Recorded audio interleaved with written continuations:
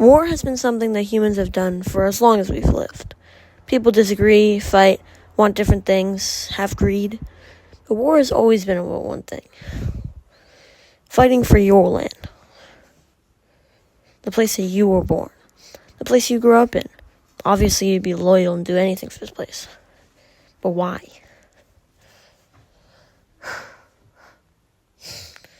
Before the Industrial Revolution, war had stayed relatively the same for a very long time.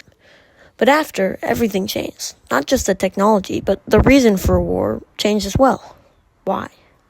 And how did the result of the Industrial Revolution, and therefore also World War I, create the one thing that it wanted to destroy? I will be covering all these topics today. The war to end all wars has been going on for 3 years. People are exhausted, countries' resources are low, and there still isn't any decisive victor. But one country is suffering more than the rest: the Russian Empire. The Russian Empire was behind all of Europe, and the war was hitting them by far the hardest. The main political system before the Industrial Revolution was feudalism, and which is the one that the Russian Empire was using. Feudalism is where the king and queen would rule all the land in the country. They would then give up parts of this land to nobles, or landlords. In return, the nobles would give the king and queen military support from knights. These nobles would then give land to vassals, who would protect the nobles, and these vassals would protect the peasants for the peasants' labor and food. This system held rigid class differences, but not for long. The middle class, or bourgeoisie, emerged from feudalism in the 18th century. The middle class in these times were merchants, craftsmen, professionals like doctors, lawyers, and more. This shift in society started the Industrial Revolution, where goods were produced in another building instead of homes. Rapid industrialization created more demand for goods, so workers were exploited and pushed way past their limits. What was the system that this was all being done under? Capitalism. Most of Europe had been industrializing under capitalism, and the Russian Empire was falling behind, hard. The Tsar Nicholas II was unprepared and inexperienced. In 1905, Russia was losing a war against Japan. This led to widespread hunger across the country. A crowd of peaceful protesters asked the Tsar to change his policies, and they were fired at by the Tsar's soldiers. After this, in the 1905 revolution, the Tsar had to make a new manifesto changing laws to avoid anything further to happen. Even though this manifesto promised many things, he often completely ignored them. After many close calls and revolutions, the peasants and workers were fed up with everything that had happened. Bloody Sunday, Kinojika tragedy, not listening to the people's demands, and more. This led the peasants to be starving and angry. So what do? They took to the streets. Hundreds of thousands of workers, peasants, and even military soldiers rioted the streets of Petrograd on International Women's Day. And the workers established the Petrograd Soviet. But what system were they going to choose? What system did they want? Was it capitalism? How'd that start? During the Industrial Revolution, the middle class began gaining more power, and instead of being part of the working class, they became part of the ruling class. Entrepreneurs would start companies, hire workers to create their products, sell the product, take the profits, and give out small portions to the workers. Because of the demand and rapid technological improvements, these people became very wealthy. This also jump-started investing, and therefore shareholders, which made these people even more wealthy. But this new system also came with some big costs. The working class had been heavily exploited during feudalism, but were given some rights that were taken under capitalism. While feudalism was unfair, dark, and exploitative, the peasants owned the means of production, meaning they had the right to stay on their grounds, had control over when they worked and what they would do in a day, and owned all the equipment on the farm collectively. After the industrial, workers no longer had that right, and the owners of the companies controlled their means of production, meaning that they could be overworked and underpaid, and many people saw this and felt it.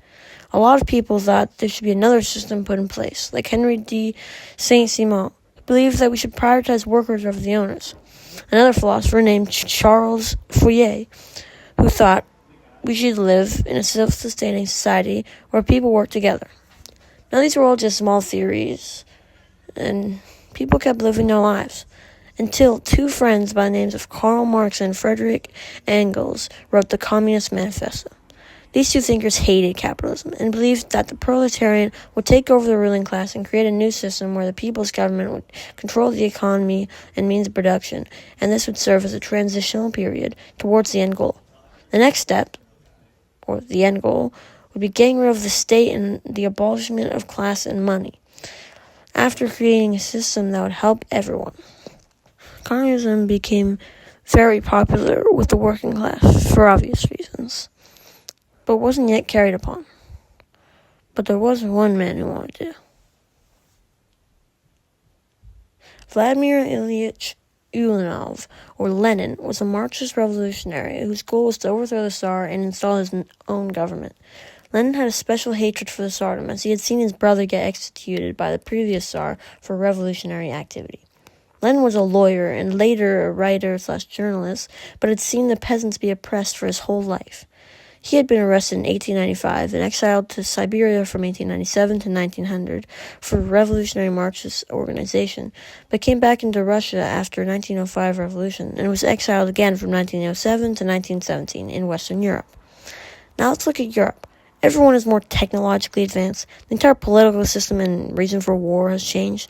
Nationalism is on the rise. Now the Archduke of Austria-Hungary has been assassinated. Now everyone wants everyone's stuff and to fight each other. This is the start of World War I. The war has now been raging on for 3 years, and Russia has been pushed back far. Their people are starving and the morale low. Due to all this, Nicholas's popularity was very low, and due to his failures in war as the general, all of his other fellow generals were pressuring him to abdicate. People warned him, and to prevent a civil war and protect his family, he abdicated on March 15, 1917. After this, the provisional government took power under Prince Georgy Lvov, and the Soviet took control of the working class. The provisional government exiled Nicholas II and his family to Siberia, and put in democratic laws like freedom of speech, equality for women, banned class and religious-based discrimination, got rid of the Okhrana, which was the Russian secret police, abolished the death penalty, made it legal to strike and more. But this government wasn't all good. Russia was still in war, people were still starving, and peasants had not received any land, and the Germans had a plan on how to destroy Russia from the inside. They were going to send Lenin back to Russia. When Lenin came back to Russia in 1917, people weren't nearly as mad as he thought they would be at the new government. To increase his popularity, he created the slogan, "Peace, Land, Bread." He would get Russia out of the war, give bread to people who needed it, and redistribute the land, and most people loved it. The Bolsheviks gained popularity, and Leon Trotsky, a former Menshevik, joined their side. But the provisional government, now under Alexander Kerensky, also had a plan to have a final push into Germany and make the Russian people support him. This was a massive failure. The attempt only made people more mad. This made the Russian economy even worse, and the workers and peasants started to strike with Bolshevik slogans. The provisional government reacted by imprisoning Bolsheviks, leading to Lenin fleeing into Finland.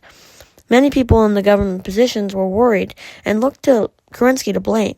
So to combat this, Kerensky promoted General Kornilov to supreme commander of the armed forces. This would come as a massive mistake, as Kornilov saw the new government as ineffective and thought the Bolsheviks would take over, so he sent his army to Petrograd to do the same. Kerensky saw this and needed help defending the city, and he knew someone who was very good at war strategy, Leon Trotsky. Kerensky freed the Bolsheviks and had help of the working class who were armed and successfully defended the city. But all the workers armed saw this as a good time to fight back, as the provisional government was now very vulnerable. Due to this, the Bolsheviks not only were closer than ever to starting a revolution, but gained massive popularity and became one of the most powerful groups in the Petrograd Soviet. But after the word got out, the Bolsheviks were planning an armed revolution, Kerensky began arresting Bolsheviks again, so they decided that the revolution had to happen now or never.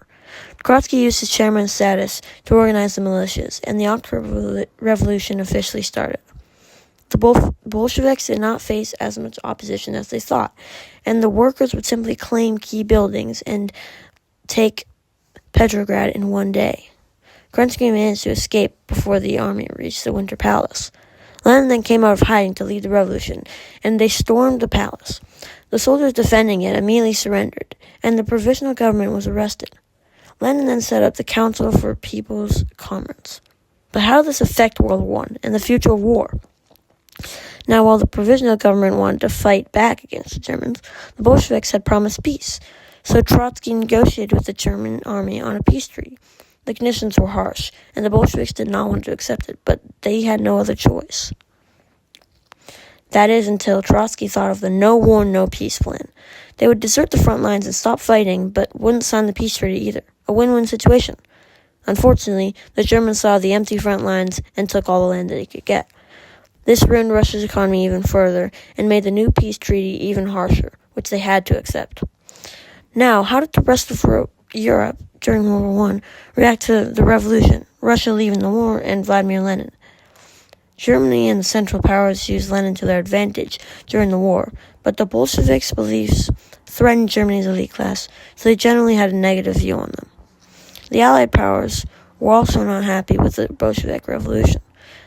They had lost one of their main allies, and for the same reason as Germany felt threatened by them. The Allied powers would later send troops to fight for the White Army during the Russian Civil War. After World War I, with a new Eastern European nation started being formed, they had mixed opinions on New Russia. This all shows us that the Russian Revolution changed the World War I unfolded and became one of the only ideas that fought against capitalism and changed the events of history forever.